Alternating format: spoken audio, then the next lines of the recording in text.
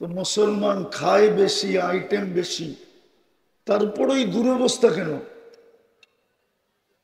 আপনি যদি বলবেন দুরবস্থার প্রমাণ, আমি একটা প্রমাণ দেই। যদি দুরবস্থাই না হইতো মুসলমানের, আরেকটা রয়ে গেল, তারপরে যাই। দুনিয়ার সবচেয়ে বড় টাকা কাদের কাছে? আরে বলেন না, কার কাছে? বলুক না, দুনিয়ার সবচেয়ে বড় টাকা কার কাছে? না, মনে হয় উনি জানে না। সবচেয়ে বড় টাকা মুসলমানদের কাছে। কুয়েতের $1 দিলে $5 পাওয়া যায়, $5। আমি নাইরা চেরা বলতেছি, নাইরা চেরা। সবচেয়ে বড় টাকা 4 মুসলমান দেশের: কুয়েত, বাহরাইন, ওমান, ব্রুনাই। আছে কেউ প্রবাসী এখানে? জিজ্ঞেস করেন তো, ওমানে চাকরি করলে কয় টাকা পায়? 200-250 টাকা বেতন পায়। 250 টাকা বাংলাদেশে নিয়ে আসলে 70,000 টাকা হয়। কত কত? কয় ডলার 70,000-এ? আরে বলেন না, 70,000-এ $250।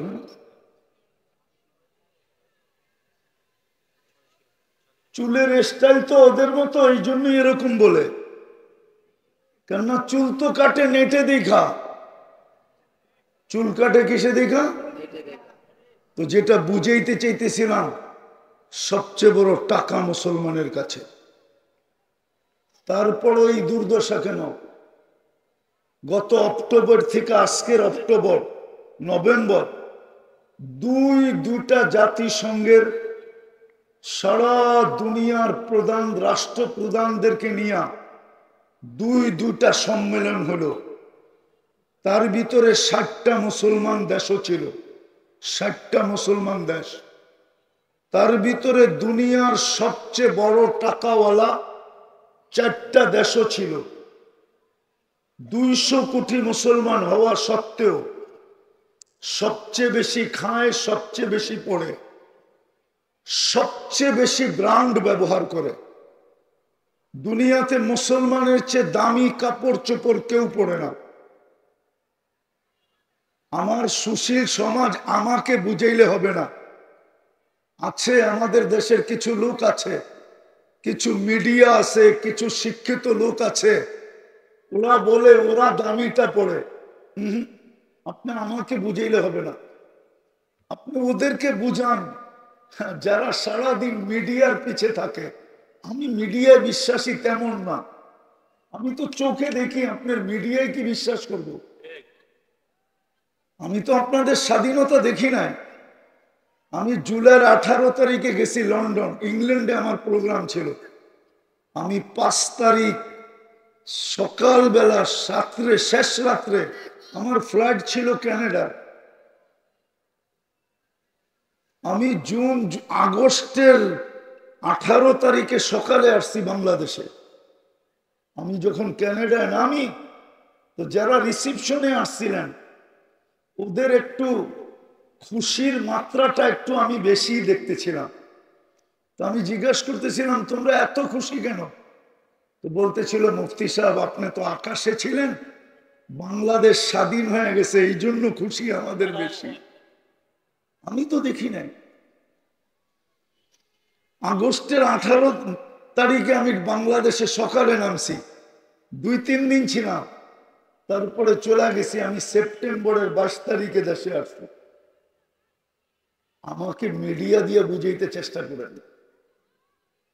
দুনিয়ার সবচেয়ে ব্র্যান্ডের কাপড় ব্যবহার করে মুসলমান। নেটে সার্চ দিয়ে আপনি আমাকে দেখান কোন দেশের জুতা আছে 22 লাখ টাকা দামের জুতা পরে, কিন্তু বাংলাদেশের মিডিয়া সার্চ দিলে পাবেন বাংলাদেশের একজন মুসলমান আছে যে 22 লক্ষ টাকার জুতা পরে। ওটা কি পরে না মাথায় দেয়? কি করে? তো দুনিয়ার সবচেয়ে বেশি ব্র্যান্ড ব্যবহার করে মুসলমান। ও যুবক বলো না, ম্যাকডোনা কারা বেশি খায়? KFC কারা বেশি খায়? রাডু কারা বেশি ব্যবহার করে? রুলেক্স কারা ব্যবহার করে, দামি দামি গাড়ি কারা ব্যবহার করে? সব মুসলমান। তারপরেও তো 2টা সেমিনার গেল বাৎসরিক। ইসরায়েলের বিরুদ্ধে ছোট একটা প্রতিবাদ, ছোট একটা নিন্দা প্রস্তাব পাশ করতে পারে না। কারণ কি? এটাই তো বুঝাইতে চাইতেছিলাম। এত দুরবস্থা কেন?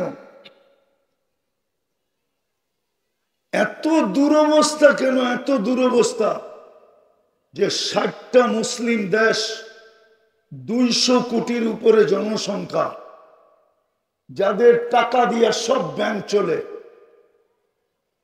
আমি চিনি ইংল্যান্ডে আমি চিনি একটা ড্রাই ক্লিনার আছে, শুধু কাপড় ওয়াশ করে এক ফ্যামিলি। ওইখানে রানী এলিজাবেথের কাপড় ওয়াশ করার অনুমতি নেই, শুধু এক ফ্যামিলির কাপড় ওয়াশ করে। ইংল্যান্ডে ডেলি সকালে ফ্লাইটে কাপড় যায়, বিকালের ফ্লাইটে ওয়াশ হয়ে চলে আসে। হুজুর গমনের বিশ্বাস হয় না, নেটে সার্চ দেন, এখন পাবেন। চিনি আমি ওইটা। ইটালিতে চিনি আমি এক ফ্যামিলির জুতা তৈরি হয়, আর কারো জুতা ওইখানে এলাও নেই। ওটা মুসলিম ফ্যামিলি। তারপরে ওই দুর্দশা কেন? কেন দুর্দশা এরকম? আমার সমাজের তো 90% মানুষ পশ্চিমাদের চালচলনে অভ্যস্ত। 90% মানুষ আমাদের সমাজের, আমার জাতির, যাদের বিয়ে বলেন, শাদী বলেন, 14 তারিখ বলেন, 31st নাইট বলেন, সবকিছু, সাজ বলেন, গোজ বলেন, সবকিছুই তো পশ্চিমাদের আদলে, পশ্চিমাদের মতো। তারপরে ওরা আমাদের সাথে এত বিদ্বেষ রাখে কেন বলেন? আমাকে যুক্তি দিয়ে বুঝান। আমি যুক্তিতে বিশ্বাসী, চিল্লা চিল্লিতে বিশ্বাসী না। ওই মমিন সিং এর কথা, মেয়েরা অ্যালবাম কাটটা অ্যালবাম ফাল্লা অ্যালবাম, এটাতে আমি বিশ্বাসী না। আমাকে যুক্তি দিয়ে বুঝান। এই যুবকরা তো চুল কাটে নেটে দেখা, জিজ্ঞাসা করেন। 50 টাকার চুল কাটে এরা 700-800। স্কিন প্রথমে নেটে দেখে, তারপরে চয়েস করে, তারপরে স্ক্রিনশট দেয়, তারপরে সেলুনে নিয়ে যায়। যখন দেখায় তো সেলুনওয়ালা ডাইরেক্ট বলে না, ওরও তো ব্যবসায়িক একটা নীতি আছে। ও প্রথমে পানি খায়, তারপরে ঢোক গলে, তারপরে বলে 700 টাকা। আর ও কি বলে? টাকার কোনো প্রশ্ন না, এই ডিজাইনের চুল চাই। বলো,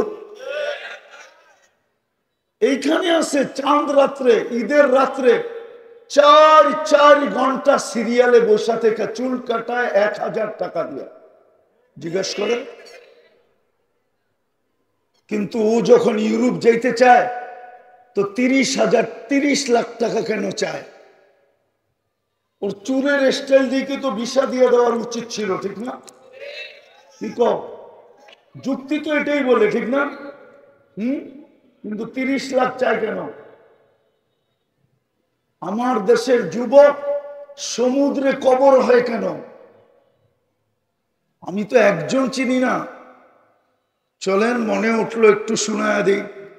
2019 আমি লস এঞ্জেলিসে বসা ছিলাম, সকালের নাস্তার দস্তরখানে। তো 2টা ছেলে পাশে বসছে, চুলগুলা বিলকুল এলোমেলো, গায়ের কাপড়টা ময়লা, চেহারাগুলা মলিন। আমি জিজ্ঞেস করলাম, বাবা এটা তো আমেরিকা, হলিউডের জায়গা। হলিউড, লস এঞ্জেলিস কিন্তু হলিউডের জায়গা। চিনেন হলিউড? না, হুজুররা করতে চিনবো। হলিউডের জায়গা, তোর পোশাক আশাক চেহারা এমন কেন? তো বলতেছে, হুজুর বিকাল বেলা জেলের থেকে বাহির হয়ে আসছে। আমাদের আপনজন বলতে কেউ নাই এখানে। খুঁজতে খুঁজতে তাবলিগের মার্কাজে চলে আসছি। আমি বললাম জেলে গেলে কেন? বলছে মেক্সিকো দিয়া ঢুকতে ছিলাম, তো পুলিশের হাতে পড়ে গেছি, জেলখানায় নিয়ে গেছে, 3 মাস পরে বাহির হলাম। কেস চলতে থাকবে, যদি জিততে পারি তাইলে থাকতে পারবো, নাহলে চলে যেতে হবে। তা আমি বললাম তুমি মেক্সিকো দিয়ে আসলে কি করে? মেক্সিকো কোথায়, বাংলাদেশ কোথায়? তো বললাম আমি প্রথম ভেনেজুয়েলায় আসছি, আরো 8 থেকে 10টা দেশ টপকাইতে টপকাইতে আমি মেক্সিকো দিয়ে ঢুকছি। জিজ্ঞাসা করলাম কত টাকা দিয়ে আসলে? বললো হুজুর 25 লক্ষ টাকা। ভালো মতে শুনেন কিন্তু, সামনে মজারটা সামনে। আমি বলতেছিলাম তোমরা দুইজনই ছিলে? বলছিল না, আমরা টিম ছিলাম। আমি জিজ্ঞাসা করলাম বাংলাদেশি কয়জন ছিল? যে আমরা এই টিমে 3 জন ছিলাম। আমি জিজ্ঞাসা করলাম আরেকজন কোথায়? ওরা যে চোখ দিয়ে পানি পড়তেছে, আমি তো খাইতেছি আর জিজ্ঞাসা করতেছি, এটা আমি খেয়াল করি নাই। পরে যখন তাকাইছি তো দেখতেছি চোখ দিয়ে পানি পড়তেছে। আমি জিজ্ঞাসা করছি কাঁদো কেন? বলছে হুজুর অনেক দিন একসাথে ছিলাম, তো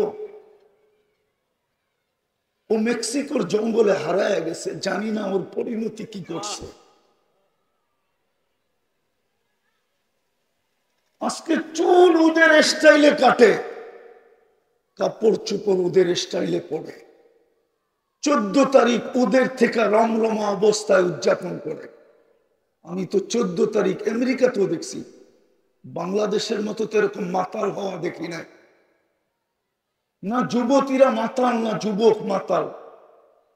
ওইখানে তো একজনে আরেকজনের সাথে দেখা হইলে হয়তো গালে গাল লাগাইলো আর এতটুক বইলা দিল ইউ আর মাই হানি, তুই আমার মধু, কাহিনী শেষ। এইখানে তো যুবক সারাদিন ফুলও দেয়, একটু আগে বললাম না, হোটেলেও খাওয়ায়, আবার পার্সেলও বাড়িতে পাঠায়। 31st নাইট তো আমি অস্ট্রেলিয়ায় দেখলাম, বাংলাদেশের মতো তো মাতলামি দেখলাম না। জিজ্ঞাসা করেন অস্ট্রেলিয়ায় ফোন করে, শুধু নির্দিষ্ট জায়গা ব্যতীত তো কোথাও দেখলাম না কিছু। বাংলাদেশের তো ঢাকা শহরের প্রত্যেকটা ছাদের উপরে বলেন 31st নাইটে যে আতশবাজি হইতেছিল আমাদের দেশে, জানি না এইবার কতটুকু হবে। যা আতশবাজি হইতেছিল 31st নাইটে, ওই টাকাগুলা যদি জমা হতো তাহলে আমার বিশ্বাস কোন একটা থানার যদি নাও হতো তাইলে একটা ইউনিয়নের দারিদ্রতা দূর করা সম্ভব ছিল না? ছিল না? বলুক সত্য কিনা? হ্যাঁ, এরকম মাতলামি তো আমি অস্ট্রেলিয়া দেখলাম না। তারপরও তোমাদেরকে কেন সমুদ্রের ভিতরে জান দিতে হয়? 30, 30, 40, 40, 50 লাখ টাকা দিয়ে যেতে হয়। তোমাদের চেহারা দেখা ভিসা কেন দেয় না? এটা বুঝা গেল যে দুরবস্থা কেন, এটাই বুঝাইতে চাইতেছি। কেন দুরবস্থা? দুরবস্থার কারণ শুধু 2টা। একটু আগেই আমি দেখতেছিলাম, আল্লাহ রসুলের নাম নিছি, সামনের 2-1 জন ছাড়া কেউ দুরূদ পড়ে নাই। আর এইখানেও কেউ নাই, কাল বাদে পরশু শুক্রবার, ঠিক না?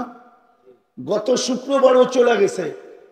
ওলামাদের পায়ে হাত রাখি আমি, কেউ নাই এখানে, আলেম ওলামা সহ কেউ নাই যে শুক্রবারে 1000 বার দুরূদ পড়ছে।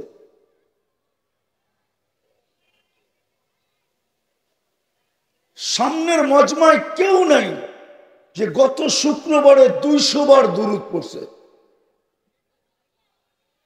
কোন যুবক নাই যে 10 বার দুরূদ পড়ছে, 10 বার। সামনে কেউ নাই যে ডেলি 200 বার আল্লাহ বলে, 200 বার আল্লাহ। কি একজন যুবক নাই যে ডেলি 10 বার আল্লাহ বলে, 10 বার। যুবক, তোমাকে যৌবন দিয়া সাজাইছে কে? তোমাকে যদি যৌবন দিয়ে না সাজাইতো তো কেউ তোমাকে দেখা মুস্কি হাসি দিত? বলো, আজ পর্যন্ত তৃতীয় লিঙ্গকে দেখা কে চোখ টিপি দিছে? দিলেও ওরকম একটা তৃতীয় লিঙ্গ আলাই দিছে। দিলেও কে দিছে? কে দিছে? ওরকম একটা তৃতীয় লিঙ্গ আলা দিছে।